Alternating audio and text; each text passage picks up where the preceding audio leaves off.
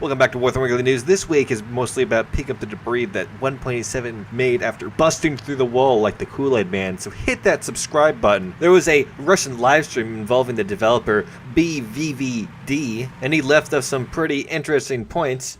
They have intentions to modify radar and indetection. What I'm hoping this means that they're going to make it less random. A lot of times it seems like you can or just can't lock onto targets for no good reason, and sometimes you randomly lock onto other targets. The other day I had a friend lock onto me and shoot me down. Oh, it was a custom battle, so it's not really a big deal. This next one's worded a little bit weird. It says, radar simulated with regard to their features. Radar ray of Tunguska, for example, sees verticality in the sector 20 degrees from the Earth. Kind of hard to get what he's making out there, especially with the last bit about the Tunguska's radar rays. But what I think we can assume from this is they plan to have radar function more like it does in real life from vehicle to vehicle. The next one I'm real excited for is saying that they have plans to rebalance RBs and repair crafts more often, as last year they only had 3 to 4 rebalances. I think this is something that we all can agree that really needs to happen. More rebalances to make the game more balanced in general. Especially after a patch when new vehicles come in, the game needs to be rebalanced several times. Although I don't think it should be rebalanced too often. Some people are saying it should be rebalanced every month. See, the issue there is that people will start to forget what vehicles at what battle rating. It'll get confusing. I think maybe every 2 months could be a thing, or maybe they could do once a month but only do it to certain vehicles, not like have major rebalances. Next one was that the introduction of electronic warfare is not excluded, and then it ends with, while they are considering. I'm not sure what that any bit means, but I'm very curious on how electronic warfare would work into the game. Would you like shoot a virus into your enemy's tank and their fire control system would stop working? It probably just means like stealth technologies and lock-on missiles and that kind of boring stuff. Although maybe, I don't know, you could become a super hacker in-game. The next point is weird. It says BVV does not seem that they abandoned the RB mode. I'm not sure where the idea that they abandoned RB had gone. Maybe Air RB that they're talking about? They did kind of abandon it for, I want to say, like at least a year. There's almost nothing added to it besides some ground attackers, which will obviously for tanks. The next point was about aircraft's damage models, and they said that it's apparently kind of subjective. And according to BVVD, currently bombers are not too fragile. I haven't taken a bomber out in a little while, so I can't say for sure, but last time I took them out, the tail would fall off from just a few 50 cals. A little bit more, 30 cals would do it. Big there was an update to buff the tails of bombers so they don't fall off so easily. However, I haven't played them since that update came out, so I can't say for sure if they are what I feel they should be now, but in the past they were very fragile. Next point is about how the MiG-19 PT has R-13M missiles. They were apparently technically available, but with some restrictions on operation, which they plan to implement. What I'm assuming this means is that they weren't nearly as effective when put on the MiG-19 opposed to the MiG-21 I believe they were supposed to be put on. Perhaps in the future they'll take longer to lock on. I'm not sure how else the performance of the missile could be affected by it being on a different plane. There's another statement about air-to-air missiles about the implication of semi-active radar-seeking missiles. And apparently the game needs some improvement for them to work. This was asked in relation to the F-3D, which was supposed to have 4 AAMN2 Sparrow 1 missiles. Personally, I'd actually prefer if the plane didn't get air-to-air missiles, because if it did, it would have to go up in battle rating, because you can't have radar-guided missiles at 7.0. And if you've ever flown this thing, you'd know it cannot handle higher battle rating jet combat. It's just too slow and not maneuverable. The next one answered a question I had held for a long time. Air bombs do not destroy houses because of a technical limitation in destruction performance. Although I'd really like to see Gaijin fix this destruction issue, because it's really off-putting to drop a 5,000 kilogram bomb on a cluster of buildings and see nothing change besides the grass turn brown. The next one sounds really exciting, saying anti-radar missiles do not exclude, or are not excluded, I'm assuming. Also, they need to make a warning system and countermeasures for them. Anti-aircraft complex could identify such missiles and shoot them down, which just sounds awesome to like have a missile coming at you and you shoot it, or you could just turn your radar off so it can't track you anymore. Next one was for large caliber HE shells, there are plans for changes in order to make them more correct. correct. I have no idea what this means. It could mean nothing at all. It could also mean large changes. Like, apparently, it's been said many times, you've probably heard it, that the IS-2 could knock out enemy tanks with its HE shell. In game, it could only knock out really lightly armored tanks. Maybe they have plans to make it an actual legit strategy to use HE only in the IS-2. Next one, I'm actually rather glad to hear. Anti-ship missiles is a complicated thing. It is not swept away completely, but so far, there are other things in the ships that need to be addressed. Because that one German boat has 2 Exocet anti-ship missiles on the back of it that currently can't be used, there's been a lot of people asking for anti-ship missiles. And I feel that the introduction of anti-ship missiles would completely destroy naval forces entirely. Because not only do most of the ships that we currently have not have any countermeasures to anti-ship missiles, but even ones that do have countermeasures to anti-ship missiles, the gameplay, I feel, wouldn't be very exciting. And while Gaijin once had everything under the sun that ever existed, and some things that didn't exist, so anti-ship missiles will one day eventually come, I would love for there to be a good long period of time where we get some nice classic World War II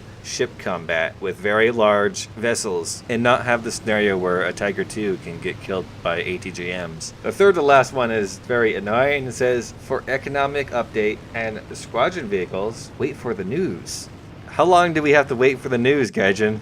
I got nothing else to say to that. Final 2 are that heat now does not detonate on bushes, only fenced tree trunks and so on, which I hope has actually been fixed, because it gets really annoying. And finally, they think that the jet stream needs to be updated on planes, and I believe that's the contrails. And hey, if you want to update them, I guess they don't look too awful, but they could always use some improving. I hope that would also go for tail smoke that you can use. Overall, the information we got of this stream is very thought-provoking on which direction the game could be going in. Those statues that I showed last week, some more information about them have popped up, primarily the one of the girl with a paddle. People first said that it was this statue in this place called Gorky Park in Moscow near the Kremlin. However, it's quite obvious to notice that that one is in a different pose and is naked. The one in the game files is wearing a bathing suit. Now, looking a bit more into these girl with an oar statues, there was actually quite a few of them.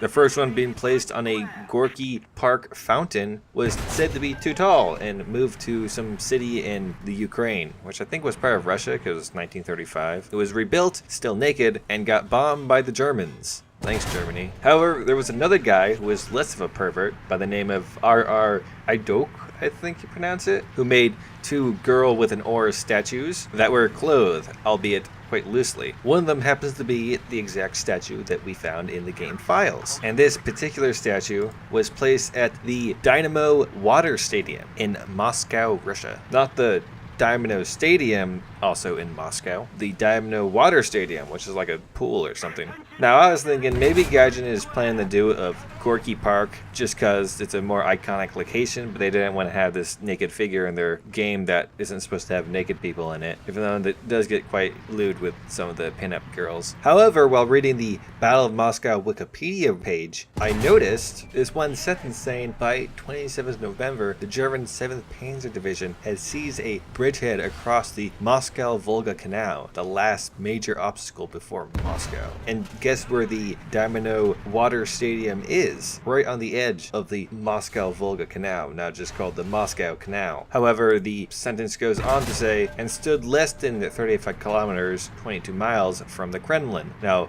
the Dynamo Water Stadium is more of like 8 miles from the Kremlin, which I guess is less than 22, but it seems like such a dramatic amount you would say less than 10 if that was the place you're talking about. And then the page further goes on to say, but a powerful counterattack by the 1st Shock Army drove them back. Perhaps this will be a very large map containing lots of parts of northern Moscow, or perhaps Gaijin's going to stress the truth a bit and have the army be a bit closer. Maybe they did actually fight near the Dynamo Water Stadium. It's also still possible that Gaijin is going to do it at Gorky Park and just wanted a more PG version of the statue while still being historically accurate. However, this place being at the least near the location of an actual major battle that changed the outcome of the city would definitely have much more of an appeal towards the historical aspect that Gaijin always seems to in some way strive for. And if this is true, that this is going to be a Second World War map, personally I find that would be kind of nice, as we've gotten a little carried away with the modern stuff. The final major story before we get to the minor things is something that I stumbled upon while actually recording this,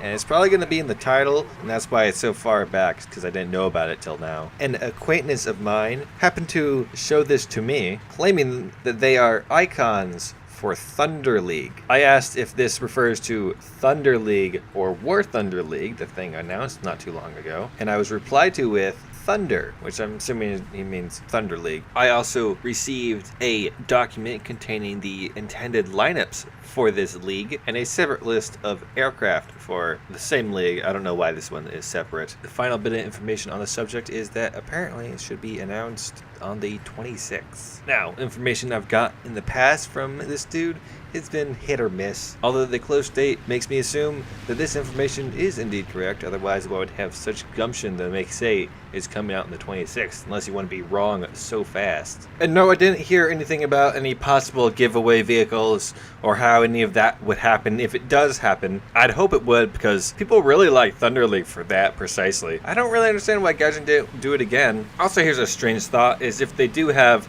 some epic prize vehicle that's not the E100 or the IS-7, what would it be? Because, you know, giving those away again would be kind of anticlimactic. Although I'm sure there are plenty of people who missed out the chance to get them would really love them, especially the IS-7. I think it's kind of a monster. Although now that it's 8.3, it faces a lot of APF SDS and heat. In the terms of minor news, you've probably already noticed it, but there's a new type of smoke grenade for high-tier tanks. These grenades explode in air and conceal much quicker, including the loss of the enemy markers. They're said to be on modern vehicles, but there are plenty of lower tier modern vehicles that are missing these types of smoke grenades. The most prominent example is the RU-251. In other changelog news, the Challenger 2 got ESS engine smoke, and the HE-219A7, DO-217N1, and DO-217N2 no longer perform like trash while radar is active. Although a friend of mine said it still does, so whatever, Gaijin. What I thought was going to be the final news of today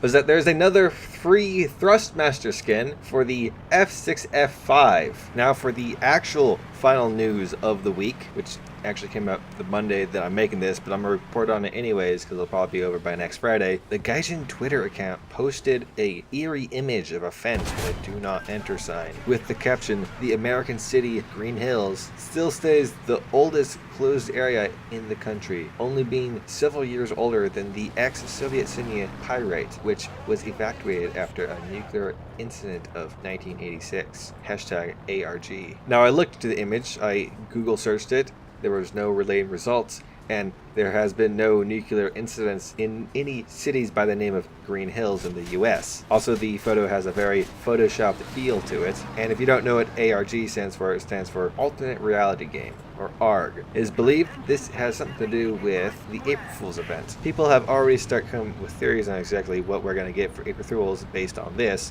The one that I liked the best was that we'll be seeing the TV-8, which would fit with the nuclear theme, being a nuclear-powered tank, and there's already tanks in the game, so I can see that. Another possible one is nuclear bombs, but I'm not sure how that would fit into a game mode, as you just murder everyone in the map. Unless Gaijin wants to slip something else into this video. That's all the news for this week. If you have any comments, concerns, or questions, you can hit me up down below or on my Discord. If you've liked this video, hit the like button. If you didn't like the video, don't hit the like button. If you want to see more, hit the subscribe button. I make news videos every Sunday. I make random videos through the week. I like to stream on Saturdays, and I have a Twitch channel that I've been thinking about streaming other random non-War Thunder games on throughout the week. So hit that bell icon to be notified anytime I upload thing. I hope you liked the video. Thanks for watching. Have a great day. Today's bonus news is my cat snores hella loud.